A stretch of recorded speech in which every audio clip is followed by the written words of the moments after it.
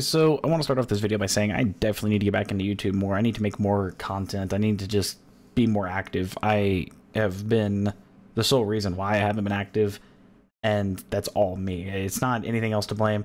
It's just my motivation for wanting to actually do this for a platform that just doesn't care about its creators. That's cool. But other than that, I'm going to get back into it, starting with this video. I've done one in 2016, at least. I know I've done one in 2017, and it's just time to do one for 2018. It's just a little guide. They're pretty repetitive too, by the way. Nothing really changes, but I do kind of talk about some things that are kind of helpful, and it's just tips for trading in CS as far as, my experience goes over the past while. But before that, I want to say this video is not sponsored by what I'm about to say, but it's something that I personally found, and I like it. First thing, don't email me. I know it's on my YouTube channel. Just don't. I get a lot of emails constantly from people like, "Oh, can I get independent advice?" It would take too long to sit here and independently, help you guys out. But yeah. Anyway, if you're not subscribed to Humble, maybe consider doing it. I'm gonna post my referral code. That does help me out, by the way, just so you understand. First off, though, it's not just like, "Oh, I want to get helped. I want to get free money." It's like, you should probably actually do this. If you care about games and you don't just want to play CS for the rest of your life, and I know most people kind of get bored with CS, right now they're giving away Civilization 6, which I've always been a pretty big fan of the Civ series. I've played a lot of them, and I continue to play a lot of them. They do kind of annoy me, and they kind of get boring after a while, but, it's a cool game to play with your friends. Conquer Gandhi. If you've never played Civ, you'll probably never understand that reference, but it's cool. Anyway, you should do that. And then get Owlboy as well. And there's more games that come out with it every month, and it's kind of cool to have. For literally $12 a month, you really can't beat it, in all honesty. This is not sponsored. They don't even know who I am. I just found it, and I was like, I should probably do it, because, if you think about it, they give you some pretty expensive stuff.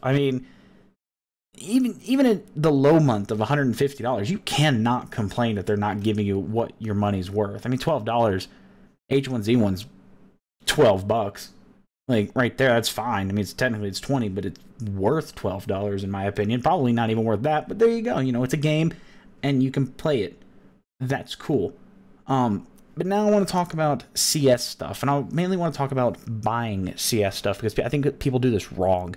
Every single chance they get, they buy the wrong stuff at the wrong price, and then they try and trade it, and then they don't make any progress.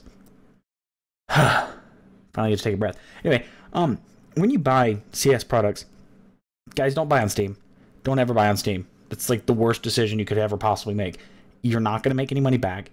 If the prices tank, you're screwed. If you do literally anything besides buy on Steam, you're probably better off. There are websites out there that are most likely scams, so I'm just going to recommend the ones that I know. That would be BitSkins and OP Skins. I'm showing you BitSkins right now. The prices are probably marginally better on OP Skins, just going to say that. But BitSkins has a pretty efficient way of adding money. It's pretty simple. You can just use a debit card. That's kind of what I do.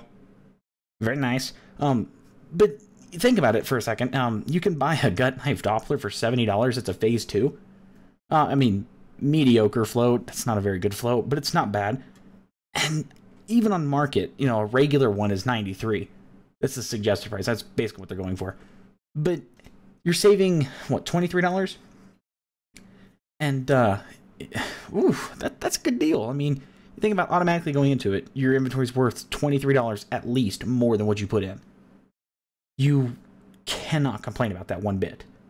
Because if you were to buy it on Steam, your inventory's worth exactly what you put in. So now you're making a little bit of money there. You're getting a phase 2, which is worth a little bit more, and you're able to trade a little bit better. And this is what I was talking about, people who buy useless items and then complain about it. If you go out and you buy a gut knife Boreal Forest that's a battle scarred and it looks just horrendous, and you're trying to ask, $10 to $15 overpay and downgrade, guys, that's not going to work. You'll never get that a day in your life, so don't waste your time. But if you do like a gut knife Doppler phase 2 and you downgrade it and you want $10 overpay, that's not far-fetched. That's a good way to make $10 and up your inventory's value a little bit. You will have not that great of items, depending on what the person's going to offer you, but it's a step in the right direction. You're making money.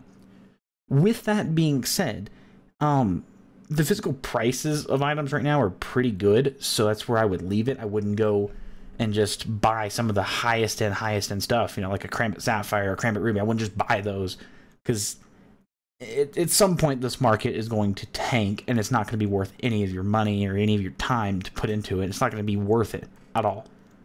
But if you can buy a fairly good price product, and you can turn around and trade it for $10 overpay or downgrade, or you can turn around and put it into something that's a better product later on down the line. Like, trading is not all about making money, and I try to stress this a lot, and it's like, you want to get the better end of the deal, but then both parties want to get the better end of the deal. Inherently, if somebody has a lower tier item that you're okay with getting, and it looks pretty decent, so say you have this gut knife Doppler, or any gut knife Doppler really, and somebody offers you, in my opinion, a nice looking gut knife would be like a gut knife stained or a Damascus steel. They offer you one of those, and then they give you an additional $10 over what your knife is worth. I mean, that's a good deal, because you're getting a decent looking item. You know, may not be as good as the Doppler, but you're also getting, you know, a little bit more money, and that adds up, and you can do this repeatedly. Sometimes you'll get lucky if you hold on to that group of stuff, or if you trade it on like a trade pot, or you trade it to, you know, whatever you might be able to trade it to, or trade it to somebody that you know who buys knives like that, or just trade it in general. If you can find a way to trade it and get lucky to swap it for another gut knife Doppler, and you're basically giving everything but your overpay for another gut knife Doppler. I mean, look at, you just made $10. I mean, it's not a whole lot, and the ways of really making a lot of money in CS, they've died, honestly. There's so many people in this little thing, and it's just like, it gets annoying. But if you're able to do certain things, you're able to make money in certain ways, why not do it? I mean, turning around right now and buying like a bayonet Doppler is actually a pretty good idea if you have the money laying around. It's not like it's at a bad price. I mean, even a Karambit Doppler is still a pretty good thing to do right now, because they're worth a decent amount, and you can probably trade that Karambit Doppler in lower end items for $360 to $365 worth of stuff. I mean, that's kind of how I go about trading. These people who want, like, I'll give you all of this stuff, it equals $348 and yours at $350 on market, like that shit is annoying, and unfortunately it exists. But some people are out there who legitimately want to help you out, because you'll help them out by giving them what they really, really want. And that's kind of the way that you can make money nowadays. It's not as easy and as convenient as it was 2 years ago, sadly, but it is still out there. There are still ways to do it. You just have to buy the right item at the right price. If you're buying a Karambit Doppler on Bitskins for sub $300, you've already made more in your inventory's value than what you've put into it. And if you manage to trade that for an additional $10 to $20 or so above what it's worth, that's a pretty decent deal. I mean, you really can't complain. Now, if you're trying to cash out all of this stuff and you're trying to make all that money back, that's where stuff can kind of be a little hazy. If you're making that $10 or that $15 or whatever, if you're making some sort of profit on it, it nulls the hit that you're going to have to take when you actually cash stuff out. Cashing stuff out, never do it on PayPal, because somebody can just refund that instantly. Don't ever trust somebody to send you Bitcoin or whatever, because A, they're most likely going to screw you over. I know from personal experience. Or B, that stuff's just going to just dip in value. Crypto is not very stable right now if you're kind of new to that. It's so volatile, I don't even think it's worth my time. But if you do, then go ahead. I know people have made a lot of money on it. It's a crazy thing. Most of these coins are people are just making shit up. And they're like, oh, dude, buy this coin, it's worth a lot of money. It's just something they're like, oh, I'll give you 1 million of this coin. You think, oh, dude, I'm getting 1 million of it. It's worth like a penny. I mean, you know, it's just whatever. It's not worth your time. So be smart about it. If you're going to cash stuff out, use safe websites. I really wish Steam had a way of like pulling Steam wallet funds out, but they don't. And when they add that, then they'll probably own the market system. Like, it'll be insane. But until then, you know, I know I'm saying until then, they're never going to do that. But for now, anyway, just stick to cashing out. If you can make a little bit of profit on top of it, and you just want to have the item and just have it for a little bit and say, like, look, I'm playing CS for the next 6 months or so, and I want to have a knife. or you just play until you're bored and you trade it up and you get a few dollars profit here and then you sell it and you break even. I mean, it's something that I do pretty consistently. I enjoy doing it. There's not a way to really profit anymore. Unless you get somebody who just doesn't know what they're doing, you're not going to make a whole lot of money.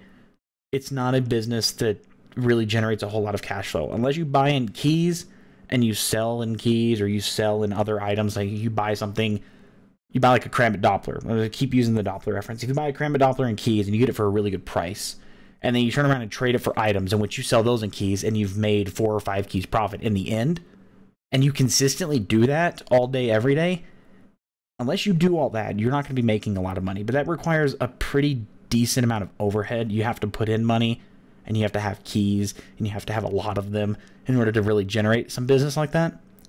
Unless you do all that, you're pretty much kind of shit out of luck. I mean, you're not really going to make a whole lot of money in the end, but it's still something that you can do. It takes some time out of your day, kind of gives you something to do. It doesn't, like, so you're not bored and you're not always playing comp in CS. Let me know what you guys think about this. Let me even know if you even trade anymore. Like, most people probably don't even trade anymore. I kind of gave up on it. I take my money and I put it into other things, you know, that I care about. But, yeah, that's about it. My name is Nomi. I will catch you guys next video.